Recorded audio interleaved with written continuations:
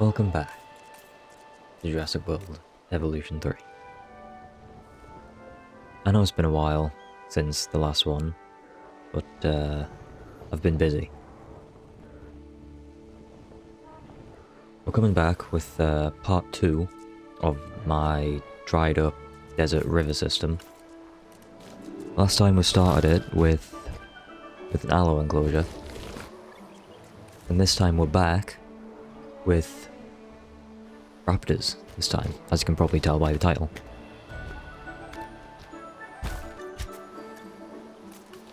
I already made the kind of shape I wanted. We're doing a bit more of a valley this time. Kind of a deeper part of the river.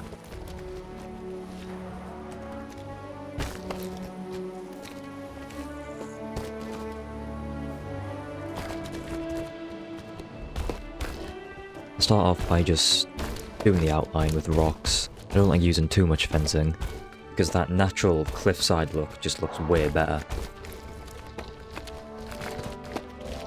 And it's just a bit of terraforming. You can see all the grass is where I want the river system to flow. We use some bigger rocks for this side. It's more of a sheer cliff, keeping with that valley theme.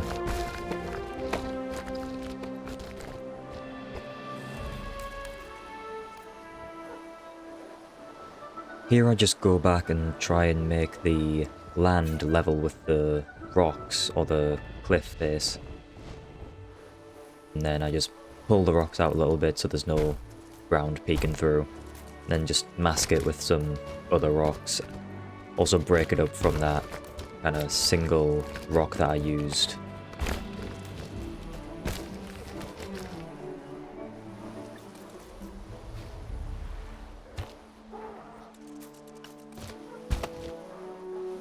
Once I've done that, I get into making the linking section to link the two parts of the river. I wanted to make this section a lot more dried up than the last section, because where the last section had a few splotches of water still left, I decided to go fully dried up. To connect the two sections, I just made this kind of rock formation to connect the two river sections.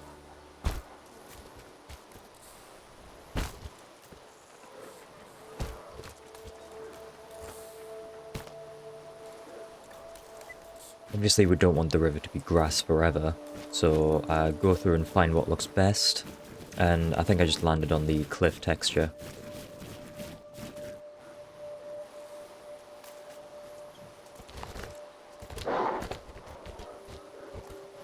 Once that's done, it's time to do exactly what we did for the outskirts and just line the whole area with rocks.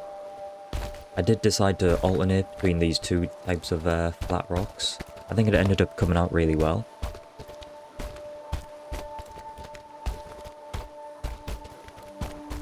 I usually just use the one type of rock, but found this one and it looks really good.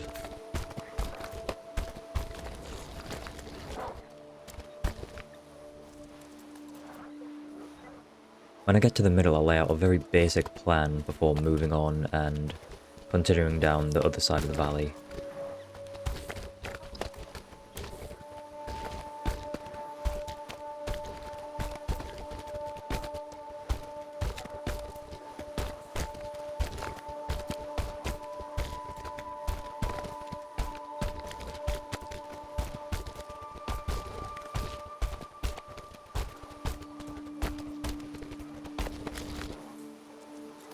So once the main river's done, I come back to this middle part and just start laying out what I want this to look like.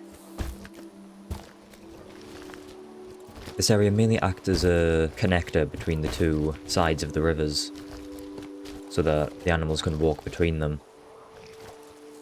I do add a little bit of water in just so that they can drink, and make it as minimalist as possible. I do like having this center rock as a kind of centerpiece. Then I just go through and add little rocks and little bits here and there just for extra decoration. So it's not all flat and bland.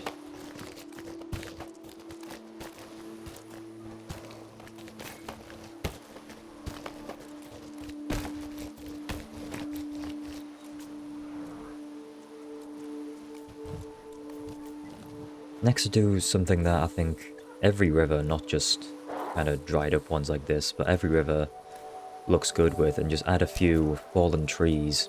I particularly like this one between the two rocks, acting as a kind of bridge that isn't a bridge. I just think it looks really nice.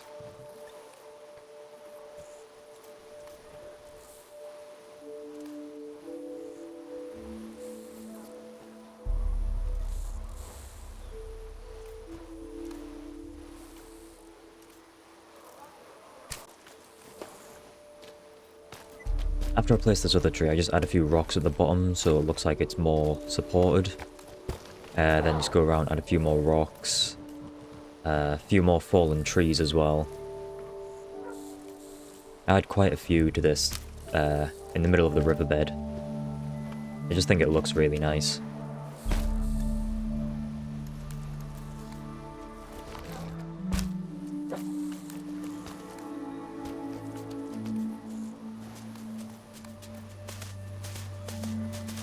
Next I just go through and add more detail, adding a bunch of different desert foliage around. I mainly use these kind of basic bushes, because I think they look the best.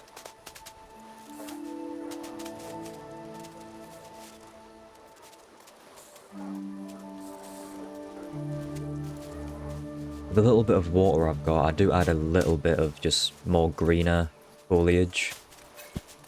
Just because I think it makes sense that there's a little bit of life still left in the one area that has water.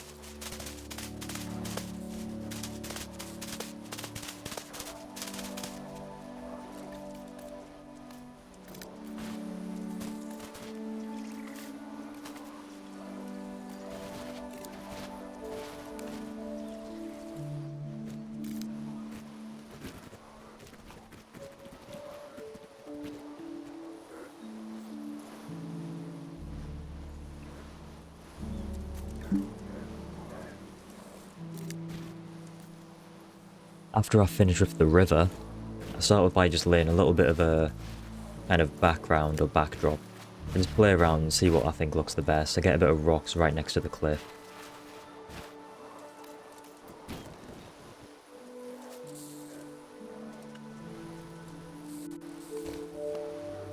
After I do that, I start doing what I think is probably my favourite part of the enclosure, and I decide to recreate the Montana dig site, or not an exact replica, but just feel this is a perfect fit for a desert-themed raptor enclosure. As you can see, to make it, I just place around all the different pre-made scenery sets from the Badlands cosmetic set.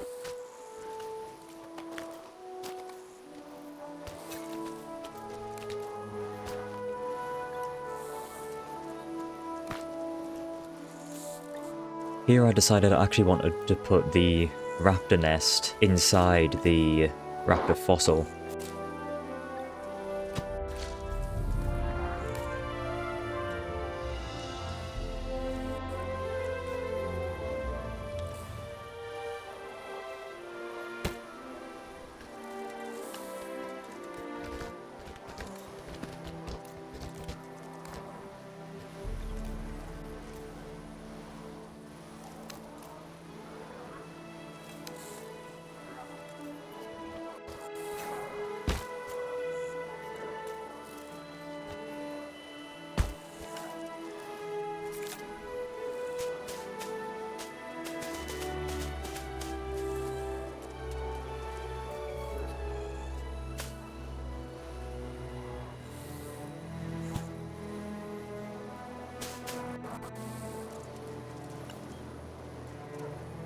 Overall, I think I'm quite happy with how the nest turned out in the end.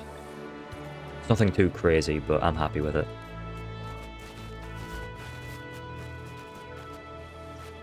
After I do the nest, I just do the finishing touches on the rest of the enclosure, adding foliage and then some decorative rocks in places.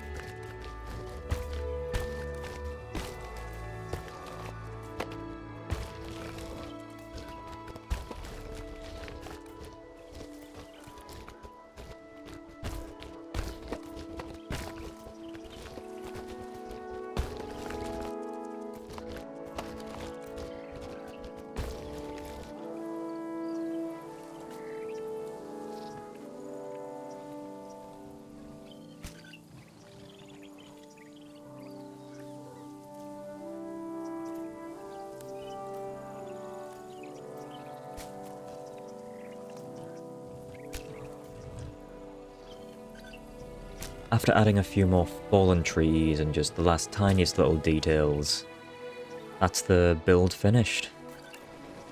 And I'm pretty happy with how it turned out in the end. I think this is definitely one of my favourite enclosures that I've built.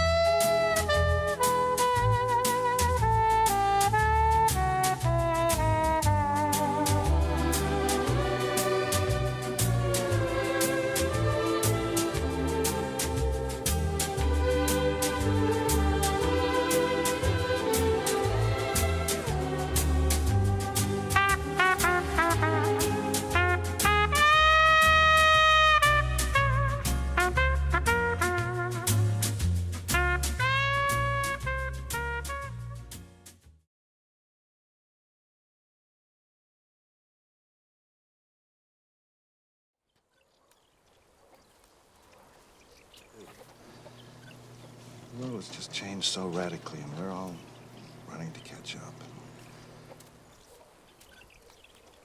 What is the best lesson you learnt from your parents? Oh. Wow, that's a really interesting question. That's a really, really interesting question. I think there were...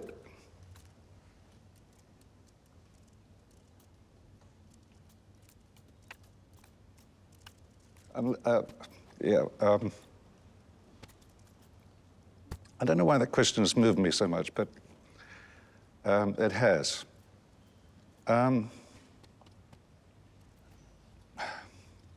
My parents were of the generation that went through a lot of things. They went through the Depression. My mother lost her father in the First War, so she grew up without her father. Yeah, so they went through a lot of stuff. But they were very stoic people. And I'd had a year at the university where I'd done bugger all. I was acting in plays and trying to find a girlfriend and, things like that. So it came to exam time, and I realized I'd done almost no work. It got me very anxious. Anyway, I got home, and Mum said, "How are you, darling?" And I said, "Oh, Mum, I think I'm having a breakdown, and I've got exams in a couple of weeks, and I don't know how I'm going to go." And she just looked at me, and she said, "Well, you're just going to have to pull yourself together, aren't you?" And I think that was the best lesson I learned from her, is sometimes you just have to pull yourself together. It's a tough lesson, but it's a good one. But thanks for that question. Obviously not what I wanted to be doing today. I woke up to the news about Sam. I had been following his cancer diagnosis and his recovery, and was so happy and so thankful when I found out that he was cancer-free. So this just comes, I think, as an extra gut punch, because I think we thought kind of we were through it. But that is life, isn't it?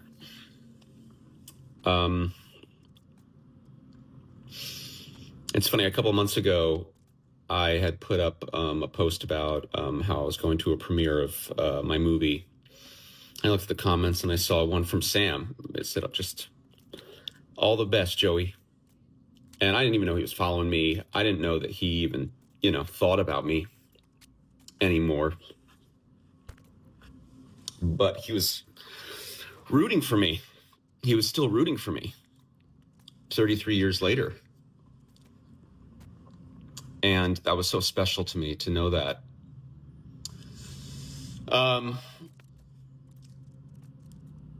Yeah, this was a defining moment in my life, a defining collaboration and partnership. And it's not easy working with kids. And Sam only pretended that he hated us. He was actually an amazing scene partner, and it doesn't feel that long ago that we were just ad-libbing together and climbing down trees and up fences. And I'm so thankful for him. I'm so thankful that he was so great in that movie, because he made us great too. I always hoped that we would work together again on a Jurassic or anything. But it wasn't to be, which happens a lot in life, I guess. Things just aren't quite meant to be sometimes. But he was the best of us actors. Can't say enough good about him. And yeah, just still shocking, and I'm gonna miss him. Love you, Sam. Do I have a dream? I think I'd like a night where there's no dreams. I'd like a morning when I wake up and there's really nothing on the news. When everything just returns to dull. And there's nothing to report. And there's no pestilence. And there's no war, and there's no aggression, and people are just leaving it alone and getting on with each other. Wouldn't that be nice? Chickens are laying in Central Otago, New Zealand. The football will be played as usual on Saturday. Someone might win, but probably everyone will just have a draw. There's nothing happening. That's my dream.